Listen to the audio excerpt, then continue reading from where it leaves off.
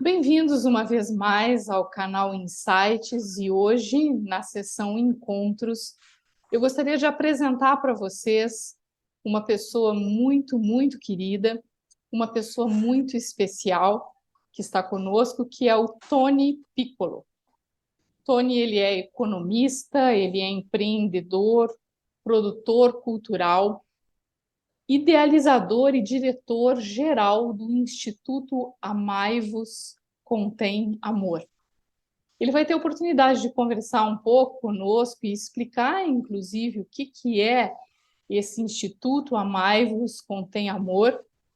E o tema, inclusive, que nós escolhemos para conversar hoje com o Tony é relacionado a toda essa proposta de trabalho que ele desenvolve, que tem como cerne esse sentimento que é, eu acho que fundamental a busca de toda a humanidade, que é esse sentimento de amor. Muito bem-vindo, Tony, ao nosso canal. É um prazer estar conversando com você hoje. Patrícia, brigadíssima aí pelas boas-vindas, pelas palavras carinhosas. Prazer e uma honra estar aqui com você. Já estamos começando uma parceria muito legal, né, Paty? Você lá contribuindo com a gente também. É muito bom estar aqui com você. É isso aí. Depois, no final do vídeo, a gente vai ter, na descrição do vídeo, a gente vai compartilhar com vocês o Instagram do Instituto Amai-vos Contém Amor, onde eles disponibilizam uma série de lives, e uma delas, eu fui convidada para fazer uma delas sobre espiritualidade e bem-estar, e é uma honra poder compartilhar e, enfim, participar, cooperar com essa proposta. Tony, Legal. a primeira pergunta que eu queria fazer para você tem a ver justamente com essa definição do amor, porque eu acho que o amor, como eu dizia, é a força motriz da humanidade, mas ao mesmo tempo também é muito mal entendido, mal interpretado. Existe toda essa ideia, não é, do amor romântico, existe toda essa ideia do amor direcionado a uma pessoa, a poucas pessoas, aquelas que eu considero minhas. Na sua experiência ao longo de todos esses anos, não só à frente do Instituto Amai-vos, mas também você tem uma vivência muito grande dentro da religião cristã. O que para você é o amor na prática? Nossa, essa pergunta é complexa, mas ao mesmo tempo você já meio que definiu ela, né, Paty? Ficou uma palavra muito desgastada com o decorrer dos anos, né? Mas, como você bem lembrou, a fé cristã, a essência da fé cristã, Jesus veio falar aqui basicamente de amor, né? Ele falou: olha, esquece tudo, é amar a Deus sobre todas as coisas e teu próximo como a ti mesmo. Então, ele já fala em amor há mais de 2000 anos, né? E esse amor que eu acho que se traduz basicamente em obras, né? Em atitudes, em obras, em ações concretas, né? Então, eu tenho uma definição, só tem uma definição no Novo Testamento, que é quando entra Jesus Cristo na história aí da Bíblia, que fala de Deus. E a definição de uma carta de São Paulo que ele fala: Deus é amor, e quem ama conhece a Deus. É a única definição que tem de Deus no Novo Testamento. Deus é amor e quem ama conhece a Deus. Então, quando a gente fala de amor, a gente está falando do amor naquelas três dimensões, né? O amor pela humanidade, e aí envolve família, amigos, né? Conhecidos, as pessoas que estão, de alguma forma, sofrendo perto de você, a questão da compaixão, né? Da empatia e tal. Amor pela natureza, que é um grande milagre, né? A natureza tem Deus presente em tudo, né? E o amor por Deus, que é quem não acredita em Deus, acredita em amor, uma coisa quase igual, né? Quer dizer, não tem muita. Os meus amigos ateus e agnósticos, quando me falam assim, mas eu não acredito em Deus, eu falei, não tem o menor problema, você acredita em amor? Eu não acredito. Então, eu falei, é a mesma coisa. Substitui uma palavra para outra e nós estamos falando a mesma língua, né? Então, querida, eu acho que é uma palavra que realmente ficou muito desgastada, mas eu acho que ela é a única possibilidade do mundo se tornar realmente melhor, porque se a gente deixar a cultura do ódio que a gente tem visto com tanta frequência, né, na política, no comportamento das pessoas, no egoísmo, né, a gente não vai conseguir evoluir, né? E, infelizmente, a gente acha, às vezes, que já está num outro marco civilizatório e acontecem coisas como aconteceu no Brasil aí nesses últimos 4 anos, como acontece nos Estados Unidos, né, que vai e volta, e no mundo inteiro, né? A direita mais conservadora, né? Enfim, aí entra a questão da cultura geral, que não é uma linha reta, né, Patrícia? A humanidade, eu acredito muito, eu sou um otimista por natureza, mas eu acho que a humanidade está evoluindo para melhor há muitos anos. Só que não é uma linha reta, né? Ela tem os percalços, né? E eu acho que, no caso nosso, a gente está trabalhando com a cultura do amor na veia há 23 anos. E aí depois eu te conto um pouquinho a história, se você tiver interesse, que é um pouquinho como é que eu cheguei aqui também, né? Com Mas é certeza. isso. A gente tem um maior interesse. Eu vou te perguntar alguma coisa sobre isso daqui a pouquinho.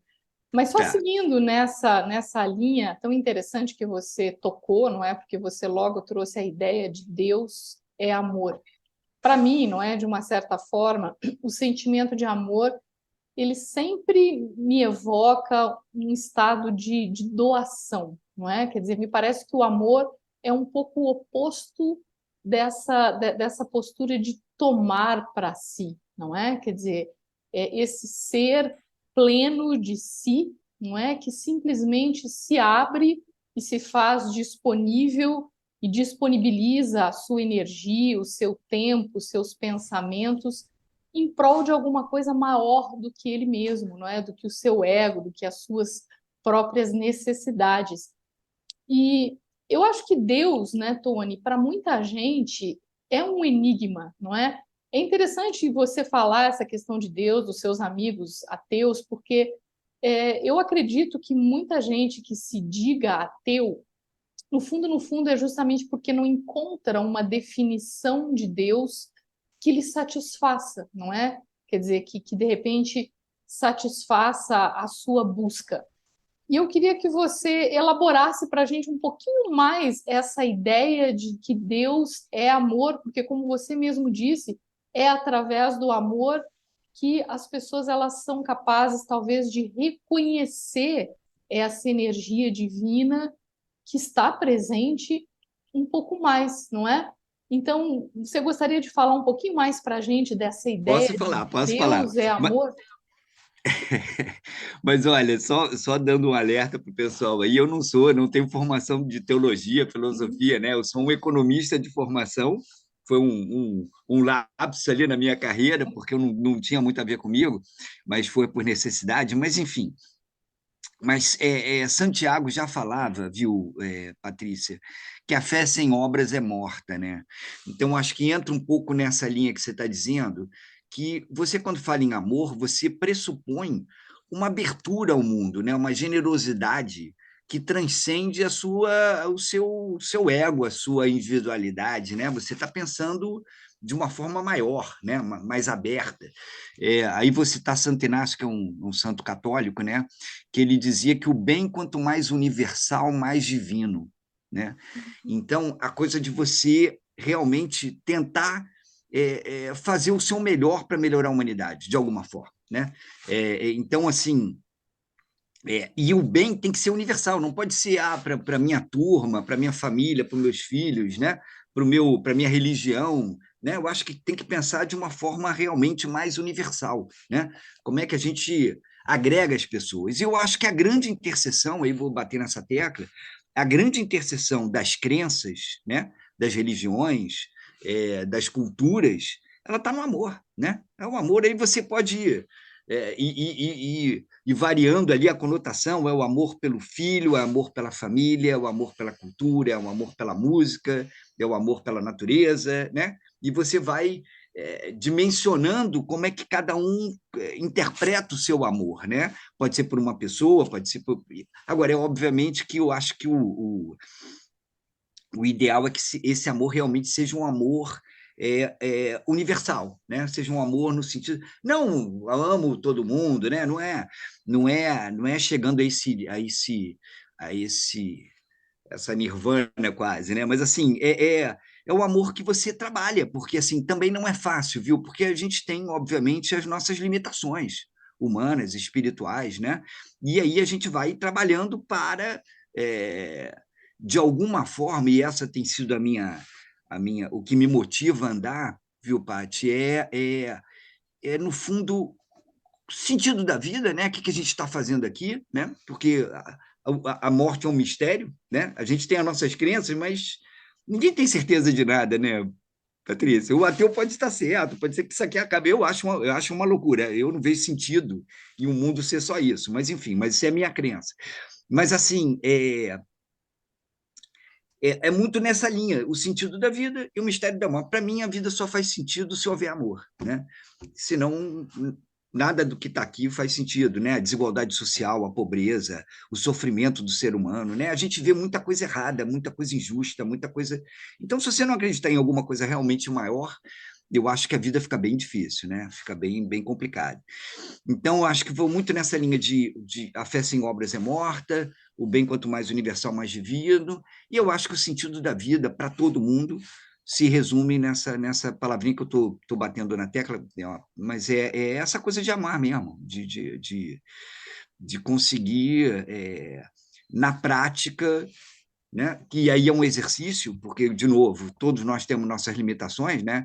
Eu tenho aqui, estou casado há 23 anos, tenho 2 filhos, então você tem sempre um desafio ali, né? De como lidar com tantas demandas, com tantos interesses, né? Educar e trabalhar com cultura e falar enfim, e sobreviver, né? Porque você precisa pagar as contas também, então é um xadrez ininterrupto ali. Uhum. Mas é isso, não sei se eu respondi a sua pergunta, mas Respondeu com certeza.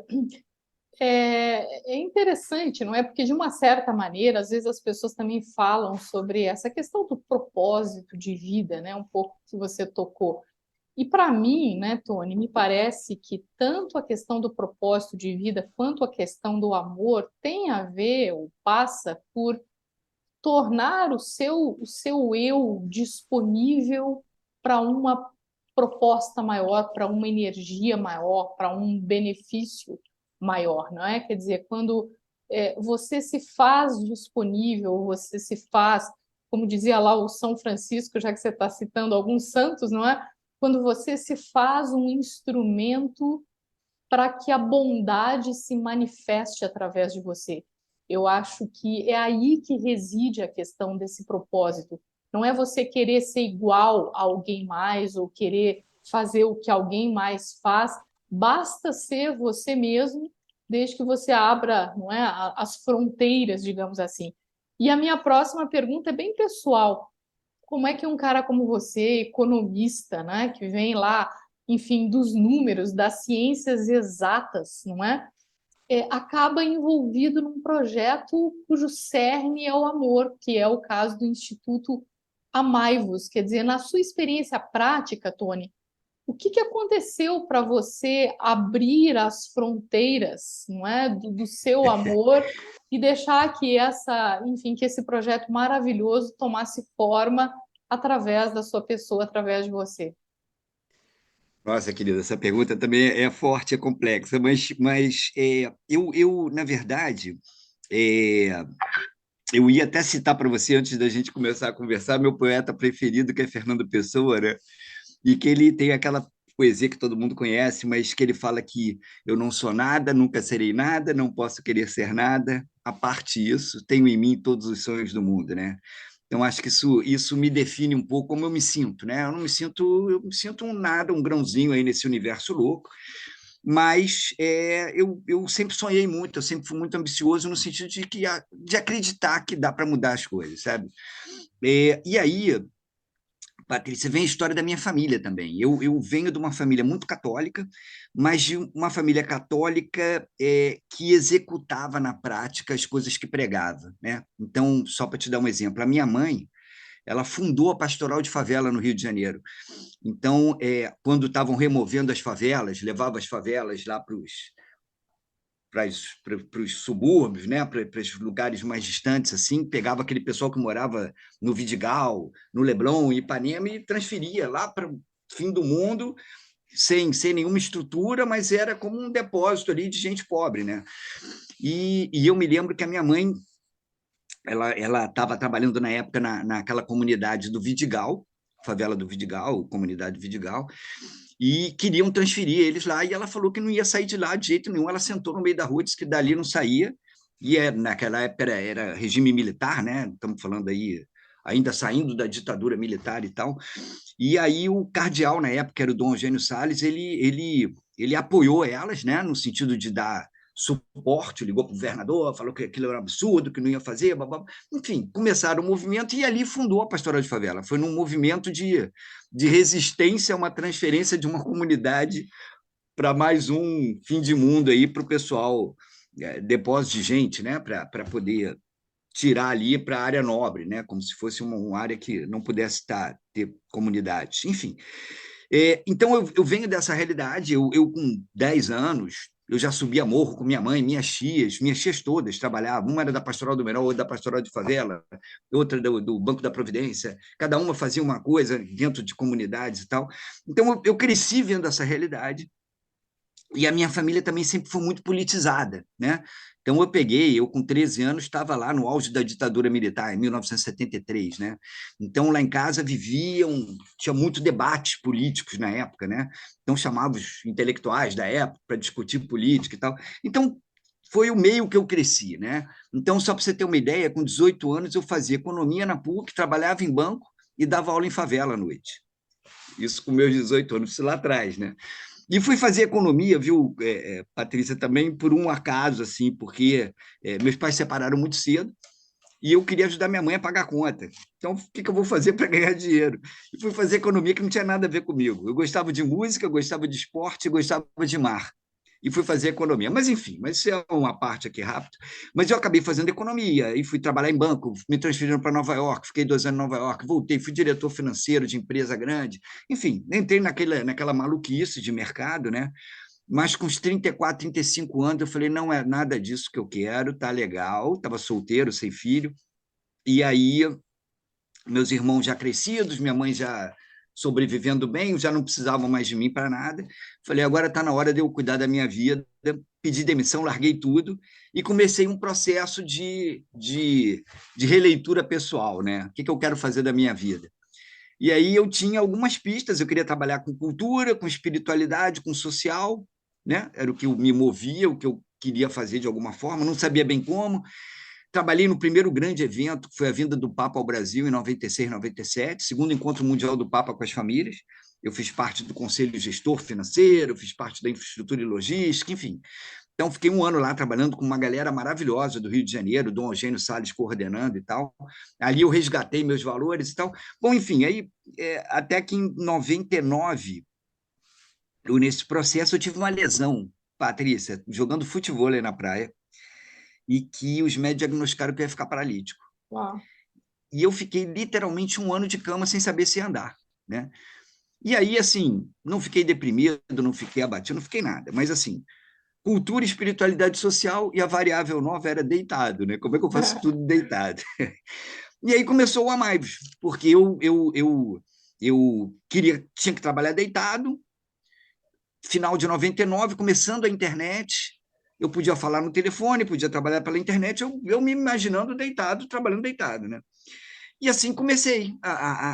E aí vem uma questão também cultural que foi muito forte para mim, que eu, apesar de ser católico, eu tenho, obviamente, minhas restrições, né? A hierarquia, a doutrina, a moral, né? Tem um monte de coisa ali que eu não concordo muito, mas foi a minha cultura, né? Foi ali que eu cresci, foi ali que eu me...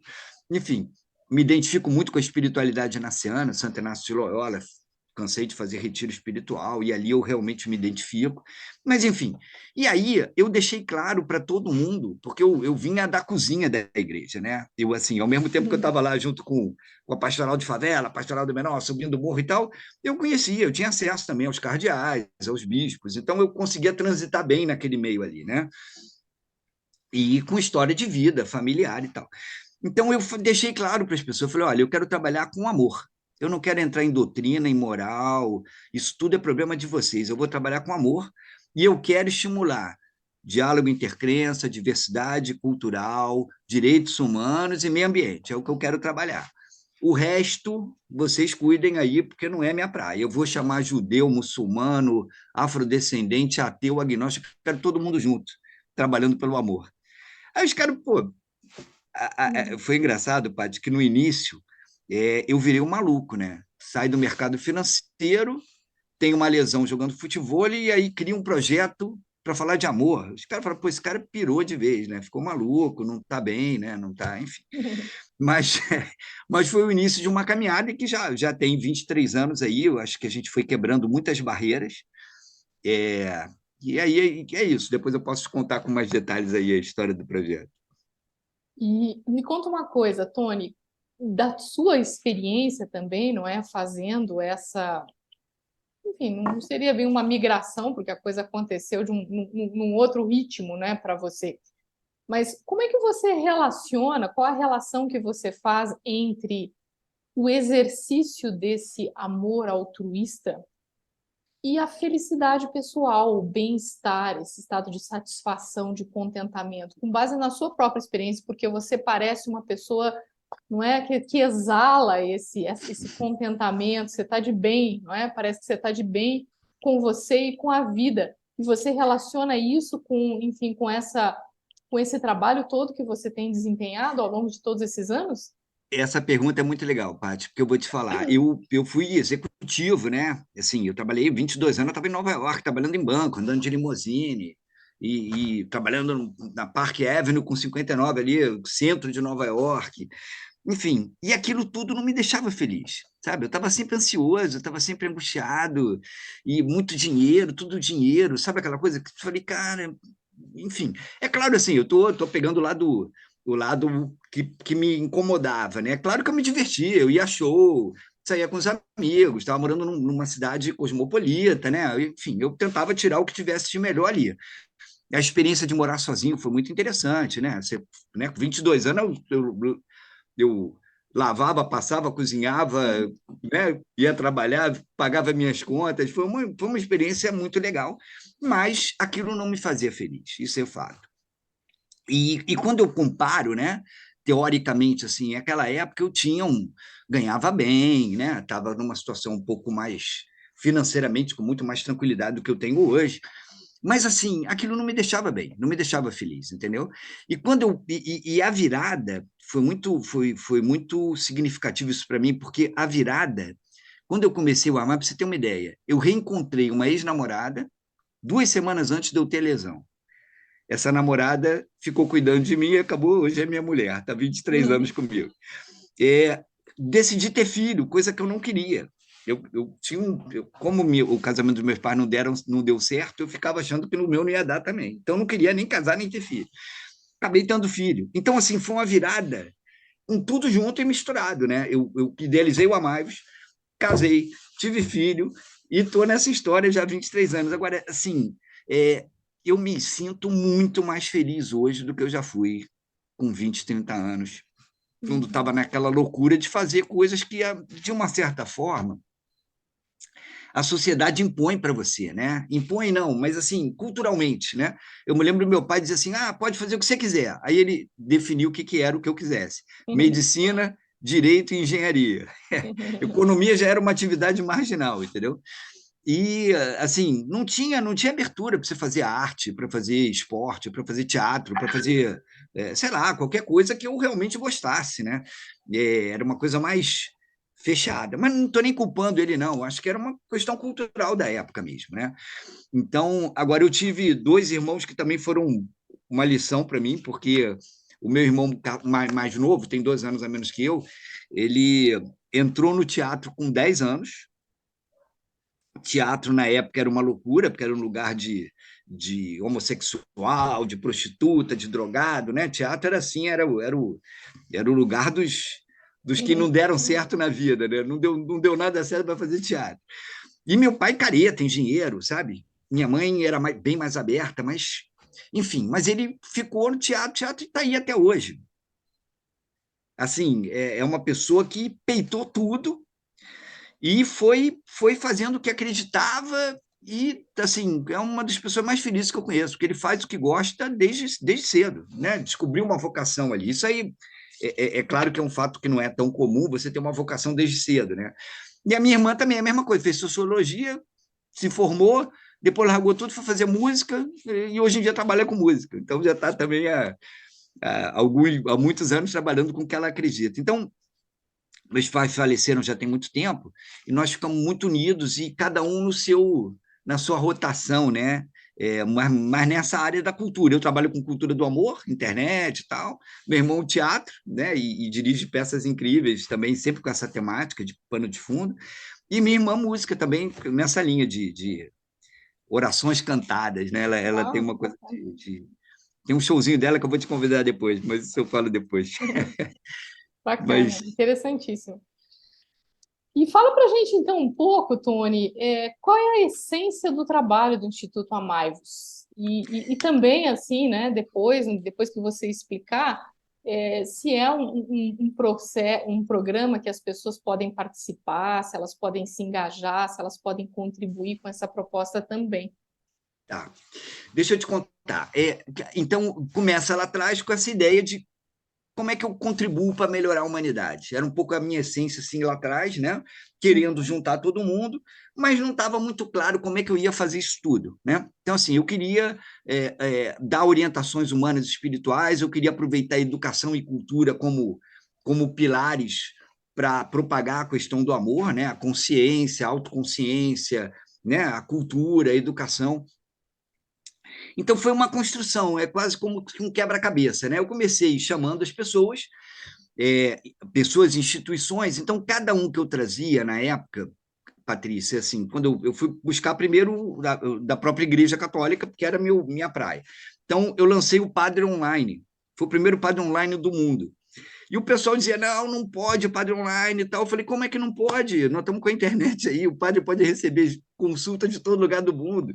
Não, não pode, não pode confessar. Sabe, criavam 500 mil artifícios. Bom, padre ainda foi mais tranquilo, porque era minha praia, né? Mas aí eu comecei, fui buscar os afrodescendentes, fui buscar os muçulmanos, fui buscar os judeus, e aí começou a confusão, né? Porque, assim, cada um que vinha, eu chamava para trazer conteúdo, sempre deixando claro que o amor era intercessão, e trazia o serviço junto, de orientação. Então começou o afrodescendente online, o judaísmo online, o Sheik online em 2000. Patrícia, imagina isso. Sheik online. E aí tem histórias muito, muito incríveis, assim, engraçadas, de certa forma. Por exemplo, os muçulmanos, quando eu fui chamá-los, né? Sempre tinha o estranhamento, porque eu não sou padre, não sou bispo, não sou religioso, né? Eu sou um leigo tocando um projeto, né? Uhum. Como eu falei ali, um produtor cultural, né? No caso, Cultura do Amor. E aí eles me estranharam, mas aí eu já tinha carta de apoios, né, institucionais, de cardeais, de bispos. O projeto é legal, a gente apoia e tal. E aí eles viam aquilo. Bom, mas os muçulmanos, para te dar um exemplo, Paty, o segundo artigo que eles mandaram para mim foi a poligamia e as suas vantagens. Então eles assumiram o Sheik Online, toparam, eles não têm a tradição escrita, eles sempre foram muito mais orais, né, assim, mas eu acho que eles mandaram para testar, né? Se era tinha abertura mesmo para cada um manifestar a sua cultura e a sua religião, a sua crença de forma aberta e não ficar ali censurando isso aqui pode, isso aqui não pode. E eu me lembro que a nossa diretora de conteúdo era Maria Clara Bingemer, e ela era decana do Departamento de Ciência Humana e Teologia da PUC, né? E a PUC foi a primeira parceira nossa de conteúdo, né? Então era PUC Rio, na época uma das maiores, ainda é uma universidade muito muito forte e tal. E ela era diretora de conteúdo e o nosso editor era judeu. Então você já vê aí que tem um, um, uma composição multicultural, né? Na própria equipe, né? E aí o Denis, que era esse garoto, tinha 26 anos na época, judeu, e era aluno de comunicação da PUC, ele recebeu o artigo, me ligou apavorado, falou: Tony, o que eu faço com esse artigo? Eu falei: meu amigo, manda para Maria Clara e reza para ela aprovar, porque eu vou ter que publicar isso de qualquer maneira. Ela aprovando ou não aprovando, eu vou publicar, porque é o meu compromisso com eles, eu não posso dizer que eu não vou publicar. E aí já tinha um xadrez ali, como é que eu ia dizer para a PUC que eu ia atropelar uma censura eventual deles, entendeu?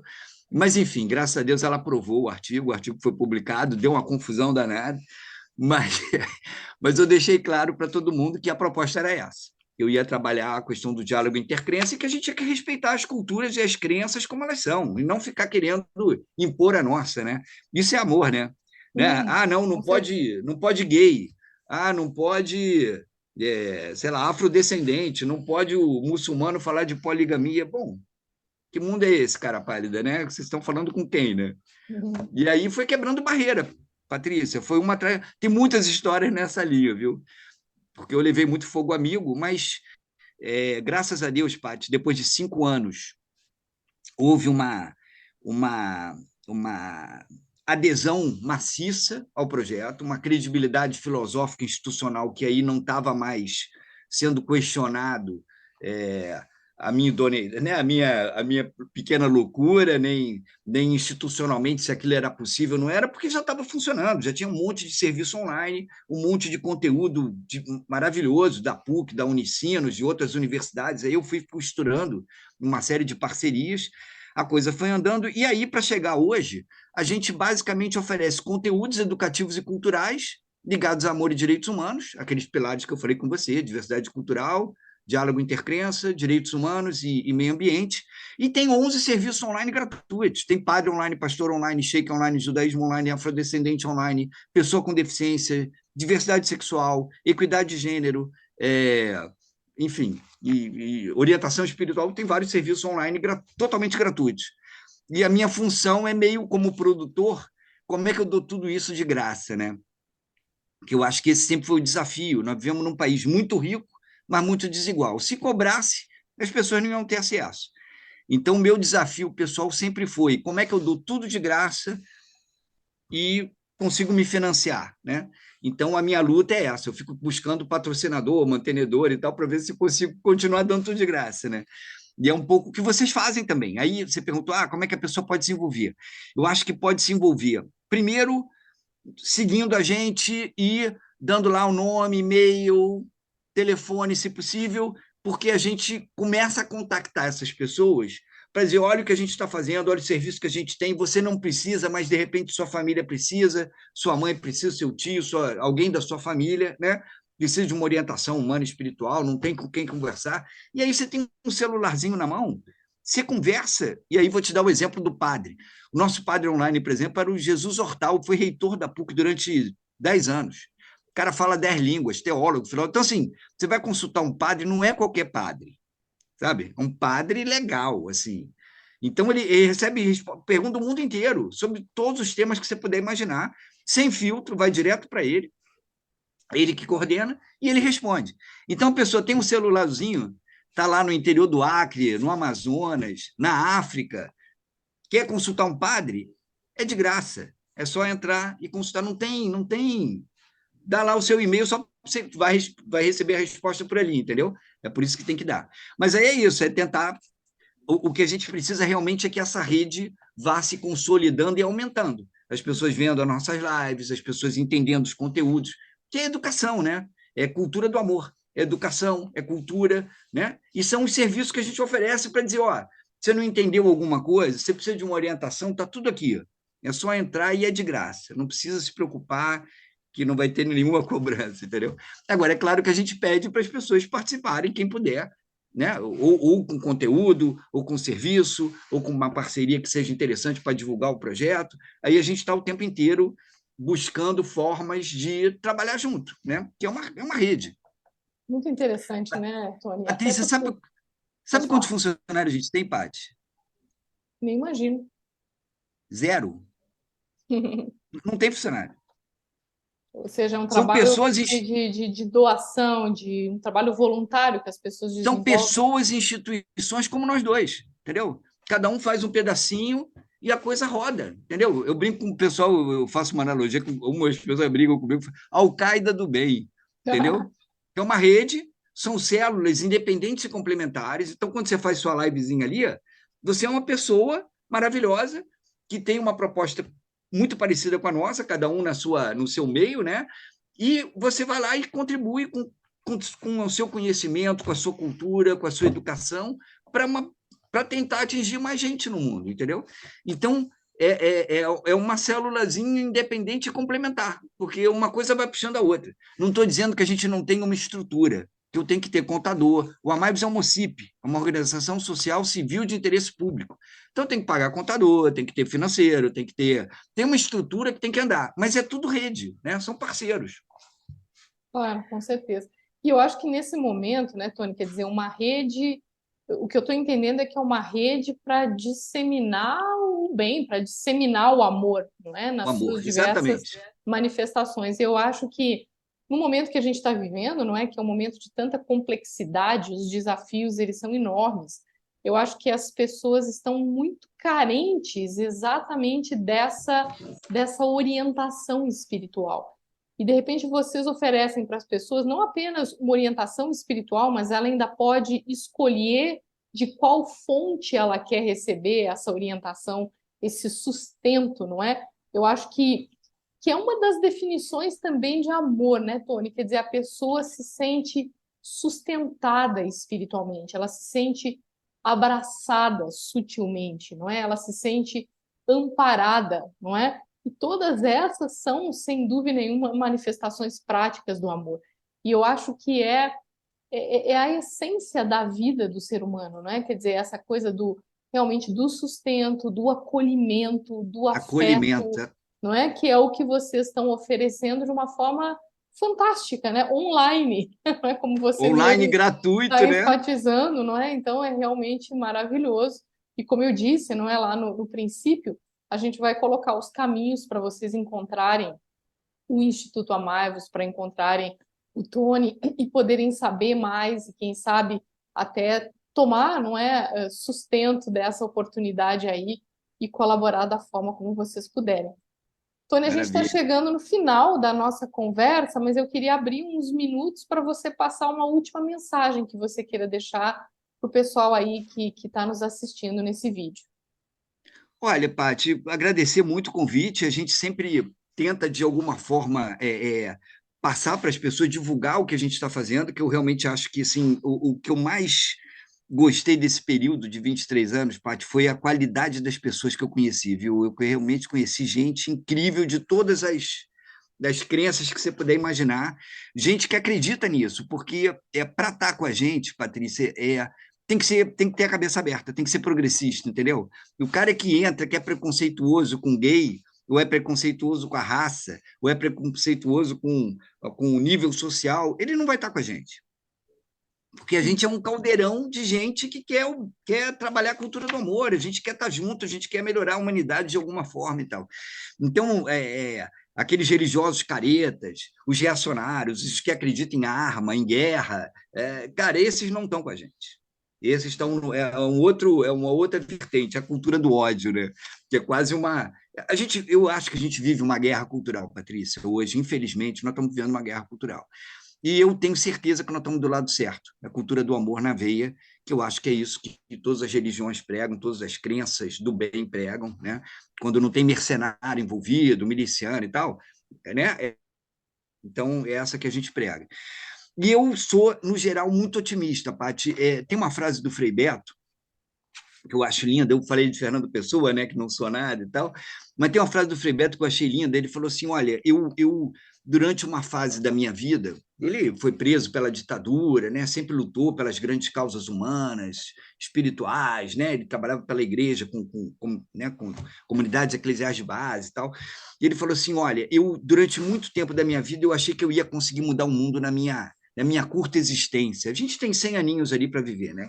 Hum. E chegou um determinado momento com a minha maturidade que eu comecei a perceber que eu não ia conseguir mudar nada na minha existência. Então, hoje eu me contento em morrer semente. Uau, Isso é lindo, né? Porque maravilhoso. é um pouco como eu me sinto, assim, pode não dar em nada o que eu estou fazendo, entendeu? É aquela história do beija-flor apagando incêndio na floresta, né? Morrer semente. Cara, não deu em nada, mas ficou uma sementinha ali. Eu acho que a gente já quebrou vários preconceitos nessa caminhada, Paty. Não se falava em diálogo intercrença. Botar judeu e cristão juntos já era uma loucura. Você botar judeu, cristão, muçulmano, ateu, afrodescendente, todo mundo junto no mesmo lugar, trabalhando junto, o pessoal pirava, entendeu? E hoje em dia já está todo mundo achando normal. entendeu? Eu estou vendo a PUC-Rio fazer um movimento de diversidade, acolhendo outras crenças, acolhendo diversidade cultural, acolhendo diversidade sexual, acolhendo equidade de gênero. Então, o mundo está mudando. E eu acho que são essas pequenas ações que vão quebrando as resistências, né? Certeza. Então é isso, é mensagem de otimismo. Eu acho que o mundo está caminhando para melhor, apesar de todos os percalços, né? Eu acho que o mundo está melhorando como um todo. Isso é estatística. Se você pegar números dos últimos 50 anos, tudo melhorou, Paty. O número de democracias no mundo aumentou, a pobreza diminuiu, a miséria diminuiu, a produção de alimento aumentou, a longevidade aumentou. Qualquer estatística que você pense, sociais, sociológicas e tal, está tudo melhor, entendeu? Então, eu sou um otimista, não só porque eu tenho essa questão da fé, da esperança como virtudes teologais, mas porque eu acho que estão aí os números também, entendeu? Então, acho que a gente não pode desistir, tem que continuar ali, e se for o caso, a gente morre semente também, deixa aí a porta aberta para a galera que está vindo. De uma É certa isso. forma, né, Tony, eu acho que tem tempo para tudo, não é? E me parece que esse tempo que a gente está vivendo agora é um tempo para semear. É, E o resultado disso, não é? Quer dizer, talvez não venha no nosso tempo, mas certamente vai vir em algum tempo, não é? E vai vir para aqueles que, enfim, de alguma maneira aí vão nos suceder nessa jornada.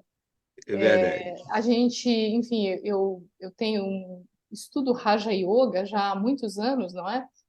E uma das coisas que eu aprecio muito no Raja Yoga é essa ideia do tempo como um ciclo. E você sabe que num ciclo, não é? Primeiro que o ciclo ele é a única figura geométrica que traz em si ou que traduz a ideia da eternidade, não é? Alguma coisa eterna, porque existe um contínuo no ciclo. Mas o ciclo ele também ele mostra, não é, que a história de tempos em tempos ela se repete. E assim como a gente tem essa memória, não é, de um tempo paradisíaco, de um tempo profícuo, não é, de um tempo divino, e existem memoriais disso, eu acredito, em todas as religiões, não é? Esse memorial, essa memória, não é, dessa época paradisíaca. Então, se esse tempo está lá no passado, ele certamente também está à frente no futuro. E eu acredito que esse momento que a gente está vivendo é o momento de semear esse tempo divino. E eu acho que é o que você está fazendo, não é? Semeando amor. Então, Nós. desde já, muito obrigada, não é, por tudo que você tem feito, obrigada pela sua existência, pela sua vida, mas também por, enfim, ter aceitado o nosso convite de trazer um pouco mais de inspiração para todo mundo que está nos assistindo. Se vocês que estão assistindo se sentiram inspirados, procurem conectar com o Instituto Amaivos, com o Tony, e não deixem de se inscrever no nosso canal e compartilhar essa semente com outras pessoas que também, eventualmente, podem tomar benefício de tudo isso. Então, muito obrigada e a gente se vê em breve no nosso próximo encontro. Obrigado a você, Patrícia. Um beijo grande. Obrigado por tudo aí, viu?